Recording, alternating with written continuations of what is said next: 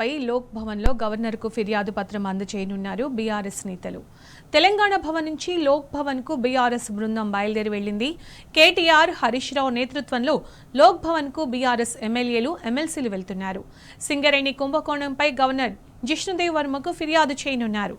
సింగరేణి స్కామ్పై సాక్ష్యాధార నివేదికను గవర్నర్కు అందజేయనున్నారు కేటీఆర్. అవినీతికి పాల్పడిన ముఖ్యమంత్రికి పదవిలో కొనసాగే హక్కు లేదంటున్నారు బీఆర్ఎస్ నాయకులు.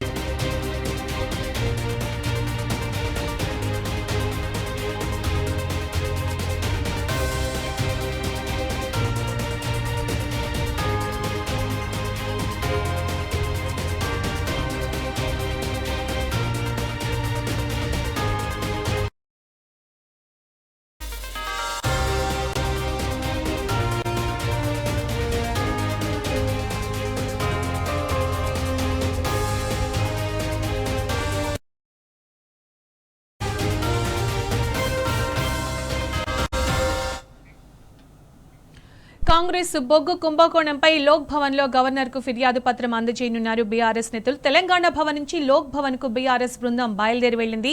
కేటీఆర్, హరీష్ రావు నేతృత్వంలో లోక్ భవన్ కు బీఆర్ఎస్ ఎమ్మెల్యేలు, ఎమ్మెల్సీలు వెళ్తున్నారు. ఇక దీనికి సంబంధించిన పూర్తి సమాచారం మా ప్రతినిధి లివిల్ లైవ్ లో అందిస్తారు. లివిల్, అప్డేట్స్ ఏంటి లివిల్?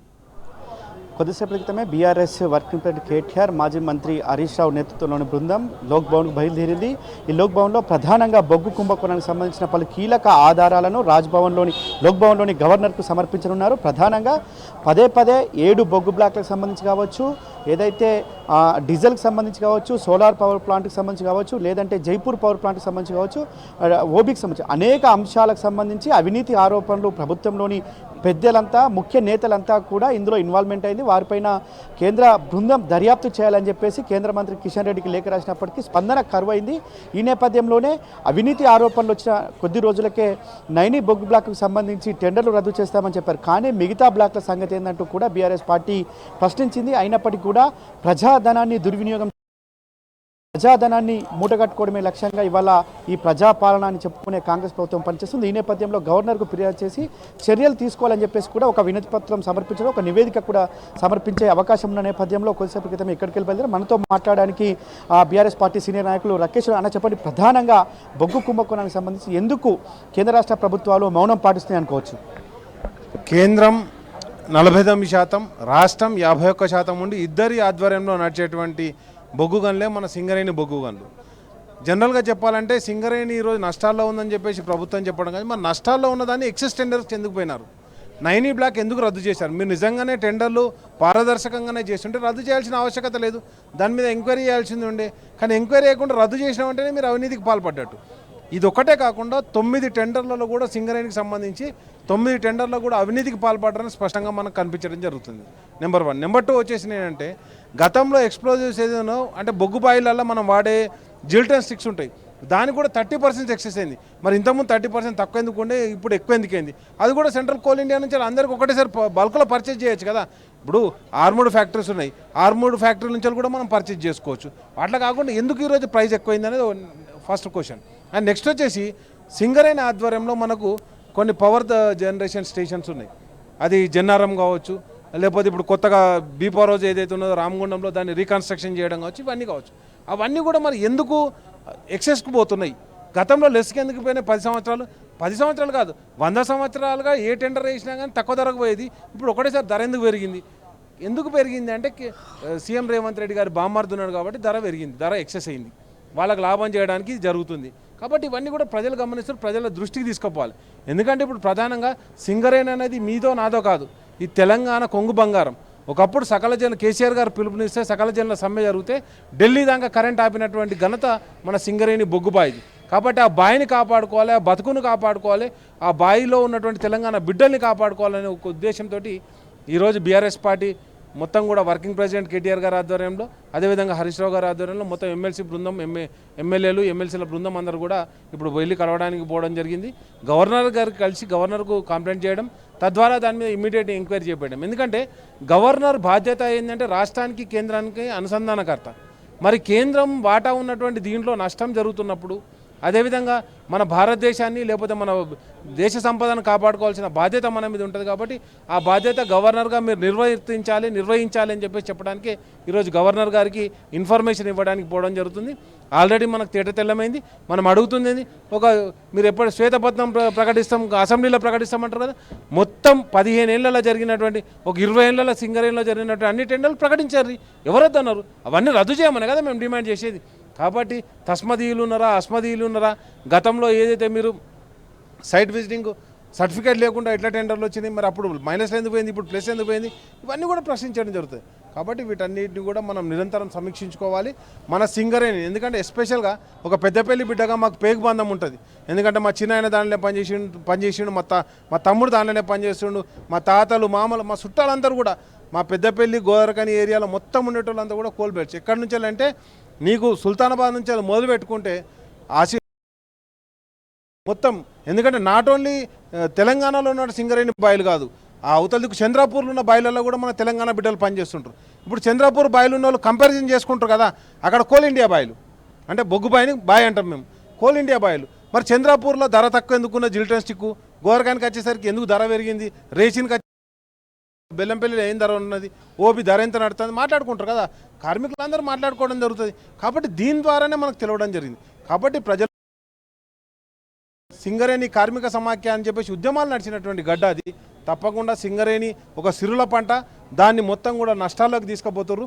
ఈరోజు రాష్ట్ర ప్రభుత్వం 30,000 కోట్ల రూపాయలు సింగరేణికి చెల్లించాలి.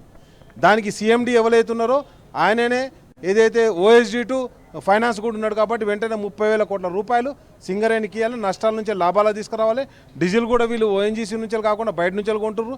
కాబట్టి వెంటనే కేంద్ర ప్రభుత్వం నుంచి కొనుగోలు చేయాలని చెప్పేసి మనం డిమాండ్ చేయడం జరుగుతుంది. ప్రధానంగా ప్రజాపాలనను అవినీతిమయంలో కూరుకుపోయిందని ప్రశ్నిస్తే, సిట్లు వేసే ప్రభుత్వం ఎందుకు ఇంత కుంభకోణం చేసినా, ఇన్ని వేల కోట్ల కాంట్రాక్టులు చేతులు మారిన సిట్లు వేయడం కావచ్చు, వాళ్ళ విచారణ ఆదేశించలేకపోవడానికి కారణం ఏమైందంటే, మీకు సింపుల్ చెప్తున్నామండి.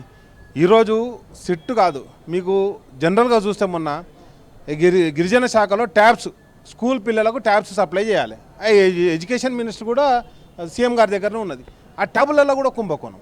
కాబట్టి ఎక్కడ చూసినా కుంభకోణాలు. కాంగ్రెస్ పార్టీ అంటే మనం చూసినాం, లఘుచర్ల భూములు కావచ్చు, మీకు హాలోగ్రామ్ స్టిక్కర్, మందు పార్టీల మీద ఒక స్టిక్కర్ వస్తుంది, ఆ స్టిక్కర్ కూడా కుంభకోణమే.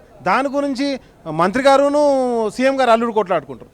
ఎక్కడ ఏ కుంభకోణం జరిగినా దాంట్లో సీఎం గారి రేవంత్ రెడ్డి గారి బామ్మార్దో, రేవంత్ రెడ్డి గారి అల్లుడో, రేవంత్ రెడ్డి గారి అన్ననో, రేవంత్ రెడ్డి గారి తమ్ముడో, ఎవరో ఒకరు వాళ్ళ కుటుంబ సభ్యులు తప్పకుండా దాంట్లో ఇన్వాల్వ్ అయి ఉంటారు.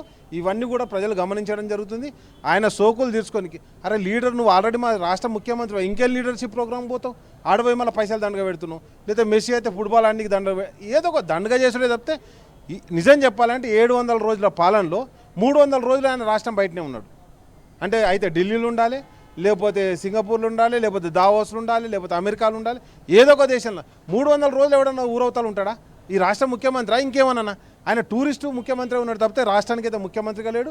గతంలో రాష్ట్రం అంటే కేసీఆర్ గారి పాలనలో అద్భుతమైన పాలన చూడడం జరిగింది. ఒక mission Kakatiya, mission Bhagiratha, Kaleshwaram project, Rythu Bandhu, రైతు బీమా, కేసీఆర్ కిట్టు, ఇట్లాంటి ప్రాజెక్టులు, ఇట్లాంటి ప్రోగ్రాంలు చూసిన వాళ్ళకు షాదీ బుంబారా, కళ్యాణ్ లక్ష్మి, 4,000 పింఛను, 2,000 పింఛను, ఇట్లా చూసినటువంటి తెలంగాణ ఈరోజు కుంభకోణాల మయమైపోయింది. కేసీఆర్ గారు ఏ రోజు కూడా సంపదను సృష్టించాడు, ప్రజలకు పంచాడు. అంతే తప్పితే ఈ కుటుంబ సభ్యులు పంచుకోమని 2 ఏళ్ళు అవుతుంది అన్ని ఎంక్వైరీ చేసిన, ఈ కార్ రేసింగ్ అన్నావు, ఇక పైసలు ఇంగ్లాండ్ ఉన్నాయి, ఈ కార్ టెండర్ ఇచ్చింది ఇక్కడ అని చెప్పినాం. అదేవిధంగా నువ్వు ప్రతి ఒక్క దానికి ఏదో ఒక విధంగా పక్కదారి పట్టేయడం తప్పితే ఒక్క ప్రాజెక్టు గురించి చెప్పలే. ప్రతి ఒక్కటి ఆరోపణ, కాళేశ్వరం మీద ఆరోపణ, ఇది కాళేశ్వరంలో కమిషన్. అరే కాళేశ్వరంలో అయితే నువ్వు 3 ఎందుకు వేసినావు? విజిలెన్స్ చేస్తావు, డ్యామ్ సేఫ్టీ అథారిటీ వేస్తావు, మళ్ళీ గోస్ట్ కమిషన్ వేస్తావు, మళ్ళీ సిబిఐకి పంపిస్తావు. మరి నువ్వేం చేసినట్టుగా? కాబట్టి వేధింపులకు గురి చేసేది తప్పితే నేను ఒక్కటే అడుగుతున్నా, మల్లన్న సాగర్ కట్ట మీదకి పోయి మాట్లాడుకుందాం, నీళ్ళు ఉన్నాయా లేవా? లేకపోతే ఏది ఎల్లంపల్లి ప్రాజెక్టు కట్ట మీదకి పోయి మాట్లాడుకుందాం, నీళ్ళు ఉన్నాయా లేవా? పొలాలలో నీళ్ళు వారుతున్నాయా వార్తలేవు కదా, చూసుకుంటే అయిపోతాయి కదా.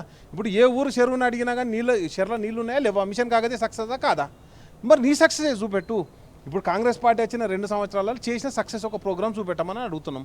ఇప్పటికీ రైతు బంధు వాళ్ళే మళ్ళీ ఏమన్నా అంటే మేము అన్నీ వేస్తున్నామంటారు. రైతు బీమా పైసలు కట్టాలి, ఫసల్ బీమా యోజన తీసుకొచ్చినా దానికి పైసలు కట్టాలి. ఫసల్ బీమా యోజన మన పంట నష్టపోయిన వాళ్ళకి ఎవరికైనా ఇచ్చినావా? నేను ఫసల్ బీమా యోజనలో ఇన్వాల్వ్ అయినా అని చెప్పినావు. దేంట్లో ఇన్వాల్వ్ అయ్యాను? ఒక్క ప్రాజెక్ట్ కూడా ఇన్వాల్వ్ లేదు. వీళ్ళు వచ్చినప్పటి నుంచి మొత్తం కుంభకోణాలమే.